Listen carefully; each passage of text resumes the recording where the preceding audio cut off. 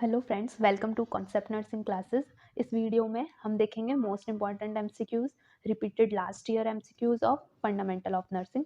तो स्टार्ट करते हैं फर्स्ट क्वेश्चन से। Normal value of serum sodium. Options है लेस देन 135, मोर देन 145, 135 से 145 या फिर नन ऑफ द अबाव।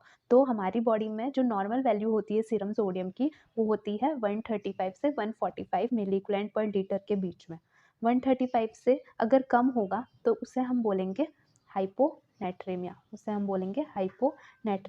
और अगर हमारी बॉडी में 145 मिलीग्राम से ज़्यादा होगा सीरम सोडियम तो उसे बोलेंगे हाइपरनेट्रेमिया।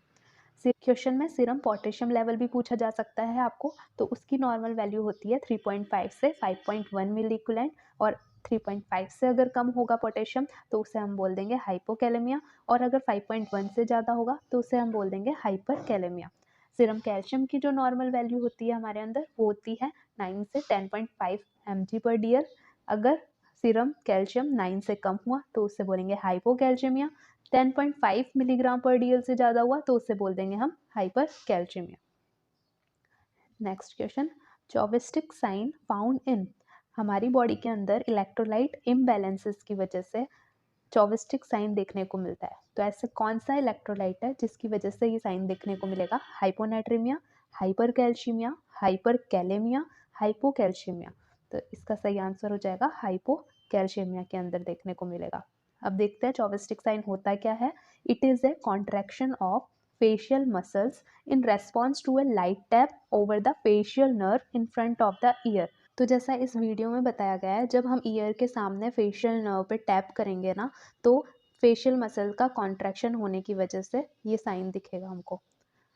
नेक्स्ट है ट्राउजी साइन। ये वाला साइन भी हाइपोकैल्शियमिया की वजह से देखा जाता है। It is a carpal spasm induced by inflating a BP curve above the systolic pressure for 3 to 5 minutes. यानी कि जब हम बीपी कर्व बांधेंगे और उसे इन्फ्लेट करेंगे सिस्टोलिक प्रेशर से 20 mmHg ऊपर तक, कितना टाइम के लिए? 3 to 5 मिनट्स के लिए। तो अचानक से पेशेंट को कार्पल स्पाज्म की वजह से ये रिएक्शन देखने को मिलेगा, इसे बोलते हैं ट्राउजी साइन। तो ये बहुत इंपॉर्टेंट है, जो कि हाइपोकैल्शियमिया के अंदर देखने को मिलता है।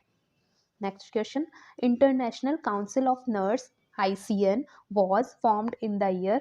ऑप्शंस 1899, 1898, 1897, 1896। तो इसका सही आंसर हो जाएगा आपका 1899 में फॉर्म हुआ था ICN।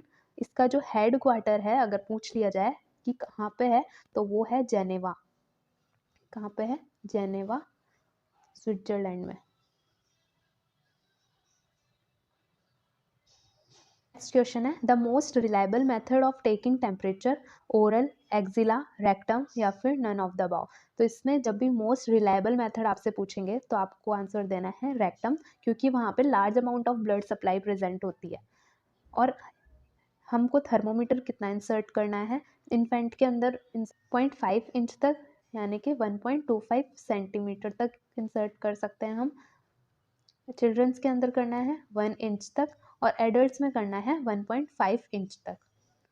Next question, after using A thermometer it should be cleaned in which direction. जब भी हम पेशेंट का टेम्परेचर चेक करेंगे थर्मोमीटर से, तो उसे हम चेक करने से पहले क्लीन करते हैं। क्या करेंगे? कॉटन में स्पिरिट लेते हैं और रोटेटिंग मैनर में क्लीन करते हैं थर्मोमीटर को। पर इसको क्लीन करने के लिए एक प्रिंसिपल है हमारा, लेस टू मोर कंटामिनेशन की तरफ हमको क्लीन करना होता है। तो जब पेशेंट का टेम्परेचर ले चुके होंगे तो जो बल्ब वाला एरिया है वो ज़्यादा कॉन्टामिनेट होगा एज कंपेरिजन टू स्टेम वाला एरिया। तो हमें कैसे करना है? लेस टू मोर कंटामिनेशन की तरफ क्लीन करना है। तो हम ऐसे करेंगे आफ्टर यूजिंग द थर्मोमीटर, और बिफोर यूजिंग द थर्मोमीटर हमको बल्ब टू स्टेम क्लीन करना है, यानी कि इस डायरेक्शन में हम क्लीन करेंगे, क्योंकि ये वाला ज़्यादा लेस कंटामिनेटेड है इसके कंपेरिजन में। ठीक है। नेक्स्ट क्वेश्चन है, intradermal injection is given at 15 degree पे, 90 डिग्री पे, 45 डिग्री पे या फिर 60 डिग्री पे। तो इंट्राडर्मल का मतलब है स्किन के अंदर हम किस डिग्री पे हमारी सिरिंज रखेंगे और इंजेक्शन देंगे। तो इस इमेज से आप हेल्प ले सकते हैं। इंट्राडर्मल के अंदर हम एंगल रखेंगे सिरिंज का 10 to 15 डिग्री, इंट्राविनस में रखेंगे हम 25 से 30 डिग्री, सबक्यू में रखेंगे हम 45 डिग्री, और IM में रखेंगे हम 90 degree angle. For COPD patients which device is preferred for oxygen supplementation. तो जब भी बात आ जाएगी COPD पेशेंट्स की या फिर एक्यूरेट ऑक्सीजन सप्लाई करने की बात, तो हम हमेशा जाएंगे वेंचुरी मास्क की तरफ। मास्क वॉल्स जो डिफरेंट कोडिंग, कलर कोडिंग के हिसाब से आते हैं, blue, white, orange, yellow, red और ग्रीन। अगर आपको ये याद रखना है तो मेरे पास एक निमोनिक है, boy will offer you romantic gift. Boy से हो गया ब्लू कलर, विल से हो गया वाइट कलर, ऑफर से हो गया ऑरेंज कलर, यू से हो गया येलो, रोमांटिक का रेड और गिफ्ट का ग्रीन कलर। ठीक है, अब इसका हम कंसंट्रेशन देख लेते हैं। जो ब्लू कलर का वेंचुरी मास्क है वो प्रोवाइड करता है हमारी 24% ऑक्सीजन, वाइट कलर का प्रोवाइड करेगा 28%, ऑरेंज कलर का करेगा 31, येलो करेगा 35, रेड करेगा 40 और ग्रीन करेगा 60% ऑक्सीजन सप्लाई। इसके साथ साथ फ्लो रेट भी होती है जो आपको याद रखनी है, ऐसे 2, 4, 6, 8, 10 और फिर उसके बाद 15, यानी 2 का गैप रखना है 10 तक और उसके बाद 15। तो ये इसकी फ्लो रेट हो जाएगी ये वाली, और ये वाली किस में हो जाएगी, लीटर पर मिनट के अंदर।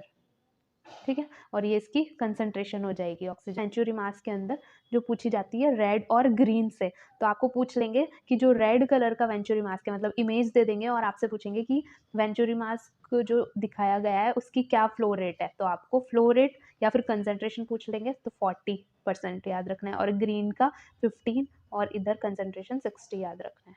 ठीक, next question, before doing suctioning all actions necessary except. इस एक्सेप्ट का बहुत ध्यान रखना है आपको कि सारे एक्शंस नेसेसरी है, जरूरी है, एक्सेप्ट कौन सा नहीं है जरूरी, हमें उसे टिक करना है।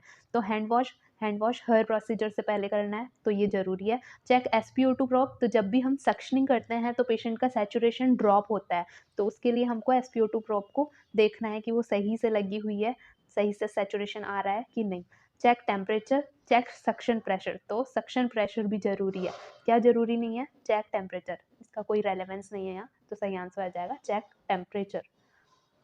Next question, tracheostomy is usually perform between tracheal rings, तो इसका सही आंसर आ जाएगा second and third tracheal ring के बीच में परफॉर्म करते हैं हम ट्रेकियोस्टोमी। ठीक है, An adult female has a hemoglobin level of 10.8 gram per liter. The nurse interprets that this result is most likely caused by which condition? यानी कि क्वेश्चन में बोला गया है कि एक फीमेल है, उसका हीमोग्लोबिन लेवल है 10.8 ग्राम पर लीटर, तो एज ए नर्स आप क्या इंटरप्रेट करोगे कि उसको क्या कंडीशन है। तो इस के लिए आपको जो ये वैल्यू दी हुई है वो आपको देखनी है कि ये नॉर्मल है या फिर वो एबनॉर्मल है। तो उसके लिए हमको नॉर्मल लेवल पता होना चाहिए, जो कि फीमेल के अंदर होता है 12 से 16 ग्राम पर डीएल और मेल्स के अंदर होता है ये 14 से 18 ग्राम पर डीएल। ये एनक्लेक्स का डाटा है, उसके अकॉर्डिंग हीमोग्लोबिन की नॉर्मल वैल्यू ये है। तो इसके अंदर सही आंसर क्या हो जाएगा आपका कि पेशेंट को क्या है, एनीमिया है, आयरन डेफिशिएंसी एनीमिया है। तो इसी के साथ हम सेशन खत्म करते हैं। आपको कोई भी डाउट हो आप कमेंट सेक्शन में पूछ सकते हैं। Thank you.